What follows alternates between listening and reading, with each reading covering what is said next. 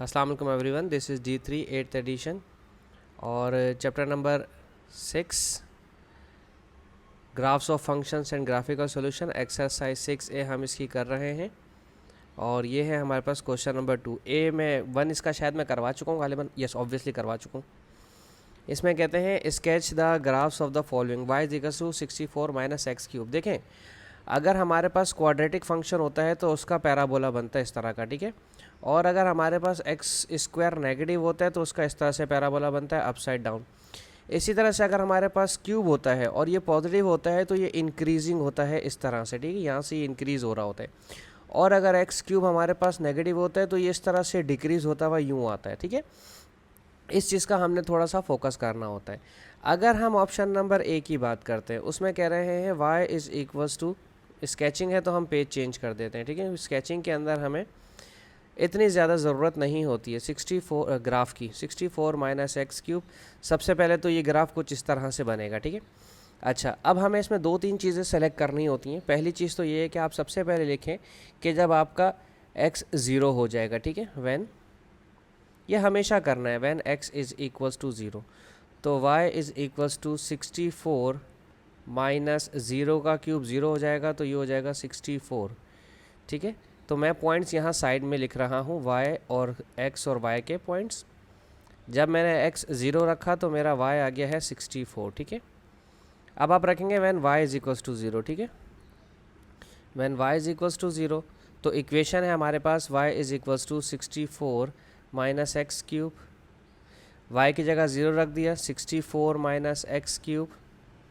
आप जानते हैं x माइनस में है, लेफ्ट हैंड साइड पे लाएंगे तो प्लस हो जाएगा और 0 ख़त्म हो जाएगा 64, ठीक है। अब अगर आप क्यूब रूट लेते हैं इस पर भी और क्यूब रूट लेते हैं इस पर भी, तो ये क्यूब रूट और ये क्यूब कैंसिल होकर x अकेला बच गया और 64 का क्यूब रूट होता है 4।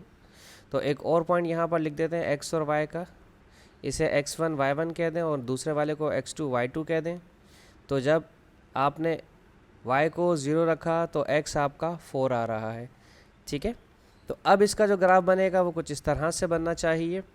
हमारे पास ये स्केचिंग है, क्योंकि इसमें स्केचिंग के अंदर इतना ज़्यादा टीचर्स आपकी परफेक्शन को नहीं पकड़ेंगे। हमें सिर्फ ये देखना है कि जो 2 पॉइंट्स हैं मेरे ग्राफ पर आने चाहिए, ये वाले जो 2 पॉइंट्स हमने बनाए हैं, ठीक है, ग्राफ पर हमेशा लाजमी डेफिनेटली आने चाहिए।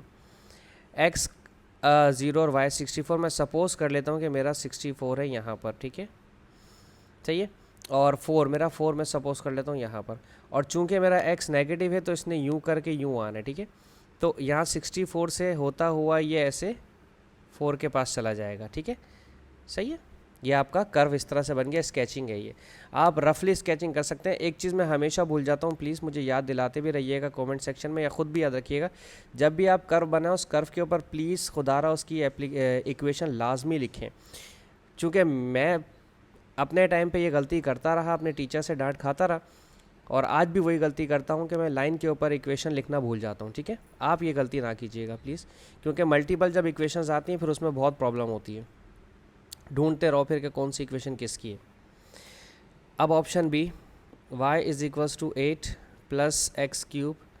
अब यहाँ पर आपके पास x पॉजिटिव है, x पॉजिटिव होने का मकसद क्या है कि आपका कर्व जो है इंक्रीजिंग बनेगा, इस तरह से बनना चाहिए, ठीक है। सबसे पहले आप क्या लिखेंगे, when x is equals to 0, जैसे कि मैंने पहले पीछे वाले क्वेश्चन में करवाया था। जब आप x 0 रखेंगे इक्वेशन में, इक्वेशन है 8 प्लस एक्स क्यूब यानी कि 0 का क्यूब, तो ये हो जाएगा 8, ठीक है। तो इक्वेशन पॉइंट्स हमारे पास, मैं यहाँ लिख लेता हूँ, मैंने कहा था पॉइंट हम लिख लेंगे, मैं इसी के नीचे लिख लेता हूँ x और y। x आपने 0 रखा तो y आपके पास 8 आ गया, ठीक है। अब आपने रखना है y को 0, when y is equals to 0, ठीक है। अब y 0 तो y is equals to, equation पूरी दोबारा लिखें, y is equals to 8 plus x cube, और जब आप y की जगह 0 रखेंगे तो ये बन जाएगा 8 plus x cube.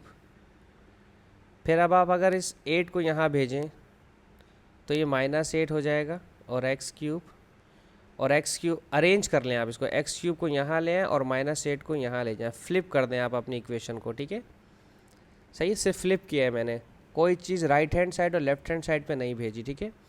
Cube root ले लें दोनों पर, cube root of x cube is equals to cube root of -8। सही है, ये क्यूब रूट इस क्यूब रूट से कट जाएगा और -8 का क्यूब रूट हो जाएगा -2। तो यहाँ पर आपके पॉइंट्स क्या आ गए, एक्स और वाई के। एक्स आपका -2 और वाई आपका 0। ठीक है, तो चूंकि मैंने आपको पहले ही बता दिया था इसका कर्व किस तरह से बनेगा, मैं यहाँ पर आपको इसको फिर भी बनाकर दिखा देता हूँ। एक्स एक्सिस वाई एक्सिस इसका 8 है, हम यहाँ पर लिख लेते हैं इसको 8। ठीक है, मैं यहाँ लिख रहा हूँ इसका 8। ठीक है, और -2 मैं इसका यहाँ पर लिख रहा हूँ। ठीक है, और इसने चूंकि मैंने आपको पहले बताया था कि इस तरह से बनना है, तो हम इसको इसी तरह से बनाएंगे। ठीक है, ये यहाँ से यूँ आया, इसको टच किया और ये ऐसे करके ऊपर चला गया। ठीक है, सही है। अच्छा, अब कोई बोलेगा सर इसमें और इसमें बहुत ज़्यादा ज़मीन आसमान का फ़र्क आ रहा है, इसको तो कुछ बच्चों का ख्याल ही हो सकता है कि सर इसको ऐसे नहीं बनना चाहिए था। कोई बच्चा सोच सकता है। बेसिकली मैं आपको बताऊं कि देखो ये वाली लाइन जो है ना, यहाँ पर आपका एक्स का जो पॉइंट है वो पॉजिटिव नहीं है, या तो ज़ीरो है या तो नेगेटिव है, तो ये ऊपर को चला जाएगा, ये इस वाले एक्स एक्सिस के पॉजिटिव को टच ही नहीं कर सकता। हाँ, थोड़ा सा अगर चाहो आप तो इसे थोड़ा सा लीन कर सकते हो, जैसे कि आपने इसको यहाँ से उठाया इस तरह से, ऐसे करके और ऐसे उठा लो। ठीक है, कुछ इस तरह से आप इसे ज़रूर बना सकते हो, लेकिन आपका जो ये वाला है ये आपके एक्स एक्सिस को टच कर ही नहीं सकता, क्योंकि आपके पास एक्स एक्सिस का कोई भी पॉजिटिव पॉइंट था ही नहीं। ठीक है, अब हम सी पॉइंट देखते हैं इसका। सी ऑप्शन है हमारे पास y is equals to 27x³ -1। ये मज़े का लग रहा है थोड़ा सा। ओके, फिर से वही चीज़, सबसे पहले when x is equals to 0, y is equals to 27x³ की जगह 0 और क्यूब -1, तो ये हो जाएगा y इज़ इक्वल्स टू -1। और अगर आप इसके पॉइंट लिखेंगे x और y, तो जब आपने x को 0 रखा तो y आपका -1 हो गया। ठीक है, और जब आप अपने y को 0 रखेंगे तो फिर यहाँ पर हो जाएगा अल्लाह भला करे, y is equals to 27x³ और -1। y की जगह रख दीजिए 0 इज़ इक्वल्स टू 27x³ और -1। -1 को यहाँ लेकर आइए लेफ्ट हैंड पर, तो +1 हो जाएगा। और 27x³, ये 27x के साथ मल्टीप्लाई करवा रहा है। बच्चे बहुत दफ़ा -27 कर देते हैं, जो कि रॉन्ग हो जाता है। ठीक है, ये 27 मल्टीप्लाई कर रहा है, यहाँ आकर करेगा divide, 1/27 is equals to x³। ठीक है, अब आप इसके ऊपर क्यूब ले सकते हैं, इस पर भी क्यूब ले लीजिए और इस पर भी आप क्यूब ले लीजिए। ठीक है, तो ये क्यूब रूट और ये क्यूब कैंसिल हो जाएगा, तो खाली x बचेगा। और 27 का अगर आपको नहीं समझ में आता ना, तो ऐसे ले लीजिएगा, 3 9 ज़ा 27, 3 3 ज़ा 9 और 3 1 ज़ा 3। इस तरह से 3 पेयर्स बने तो एक अकेला बाहर आएगा। ठीक है, और 1/3 आंसर आएगा। ठीक है, तो x का आंसर क्या आ गया, 1/3। तो यहाँ पर x और y के कॉमन पॉइंट क्या आएंगे, x कोऑर्डिनेट आ रहा है 1/3 और y कोऑर्डिनेट आपका आ रहा है 0। ठीक है, अच्छा, अब इसका कर्व कैसे बनेगा वो मैं आपको बता देता हूँ। स्केच बनाना है ना, स्केच के अंदर आपने वैल्यूज़ को इतना ज़्यादा कंसीडर करना ही नहीं होता। आपका x 0 है और y -1 है। y -1 का मतलब मैं यहाँ पर -1 रख रहा हूँ, और चूँकि पॉजिटिव है इसलिए ये इस तरह से बनेगा कर्व मेरा। और अगर आप, मैंने तो ये पॉइंट यहाँ मार्क कर दिया 0 और -1। अब ये है मेरा x का 1/3 और y का 0। देखो 1/3 ना मैं यहाँ कहीं पर ले लेता हूँ अपनी मर्ज़ी से। ठीक है, बदमाशी है हमारी, कुछ भी कर सकते हैं, क्योंकि जाहिर सी बात है वो तो, I am so sorry word मैंने यूज़ किया बदमाशी का। ये हम, क्योंकि स्केचिंग है ना, स्केचिंग में आपके पास आसानी होती है, तो आप इसको यहाँ से यूँ ला कर के यूँ ले जाइए। ठीक है, याद रहे ये वाला कर्व इधर नेगेटिव एक्स एक्सिस से टच नहीं होगा, क्योंकि एक्स या तो 0 है या तो +1 है। ठीक है, तो ये इस तरह से स्केचिंग इसकी बनेगी। अब हम इसका करते हैं D part, last. Okay, D part है y is equals to -0.5x³। Point देना ज़रूरी था इनको, 62.5। अच्छा खासा सवाल चल रहा था, पॉइंट दे के परेशान कर दिया स्टूडेंट्स को, बट कोई बात नहीं। हम when x is equals to 0 सबसे पहले जैसा सिखाया बिल्कुल वैसे चलेंगे बेसिक कॉन्सेप्ट्स में। y is equals to -0.5, x की जगह 0 का क्यूब -62.5। ठीक है, तो y is equals to -62.5। Wow, तो यहाँ जो x के और y के कोऑर्डिनेट्स आएंगे वो आएंगे एक्स का 0 और वाई का -62.5। यार -62.5 आप किसी के बच्चे के जहन में आ रहा होगा कि -62.5 तो ग्राफ में होता ही नहीं है, मैं उसको नीचे इतना नीचे कितना नीचे लेके जाऊंगा। तो मैं आपको यहाँ पे बताता चलूँ, हमें ग्राफ को स्केच करना है, ड्रॉ नहीं करना। x³ -62.5 तो ये हो जाएगा 0 और -0.5 का x³ -62.5 इस 0.5 को अब ये पॉजिटिव हो जाएगा, क्योंकि पीछे क्वेश्चन में मैंने मना किया था ना पॉजिटिव नहीं करते, मल्टीप्लाई कर रहा है डिवाइड कर रहा है। तो यहाँ पर तो मैं पूरा -0.5 x³ ही लेकर आ गया हूँ, तो पॉजिटिव हो जाएगा। ठीक है, सही है। अगर मैं देखो, अगर मैं सिर्फ 0.5 हटाता तो ये मल्टीप्लाई हो रहा है 0.5 वहाँ जाकर डिवाइड करता, मैं इस पूरी नेगेटिव टर्म को यहाँ लेकर आया हूँ तो पॉजिटिव हो गया।